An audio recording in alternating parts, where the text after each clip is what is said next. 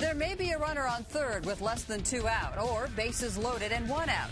The players must adjust to each situation and handle it accordingly. Well, the fundamentals are extremely important because they do cost you games. And in spring training, you try to work on all the things that you're going to cover, whether it's your bunt plays, your cuts and relays.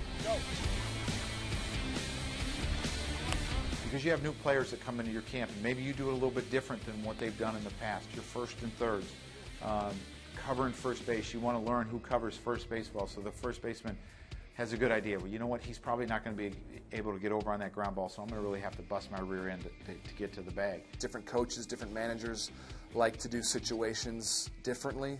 So spring training is a great time. These 5 weeks really make sure that everyone's together, everyone's in the right spots when it's comes to cutoff and relays and turning double plays and who's going to cover the bag here, how to rotate on certain plays. It's very important to take care of that here. The Yankees infielders and the outfielders work on all the scenarios that can pop up on the field in spring training and really hone in on being fundamentally sound in those moments. Everyone has to get on the same page. It seems like, when you're going through it, we should know this because we've been playing long enough, but, you got to get the kinks out, and it's good to get out there and work on those things, practice them,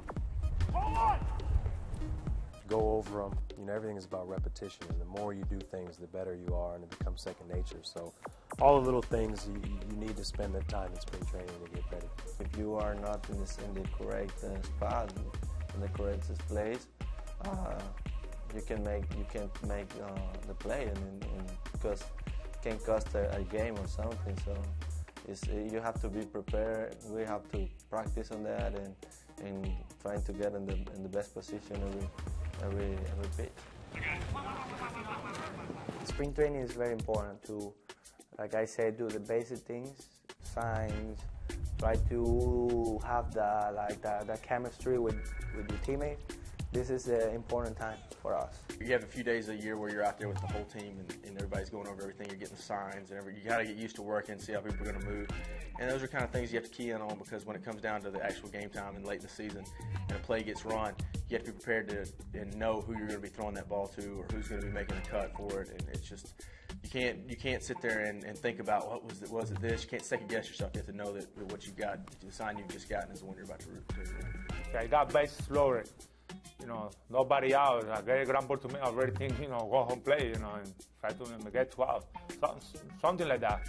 But I always think the play before it happens. So, you got an idea where you have to be. Not every situation is going to come up in the spring training games, so you got to drill them in now. So when the time is right and it comes up, you just have to know. You have to be able to react to it. It's knowing exactly what you need to do at what time without having to think about it. And doing those drills, those situational drills are huge. 162 games, it's going to happen, so you have to know where you got to go. No matter what situation crops up in a game, these guys will be prepared to take on any challenge because of the consistent drills and reinforcement done during spring training. Those things are important. Those fundamentals are something that you cover in spring training, and yeah, you talk about them during the season, but you designate specific time to cover them.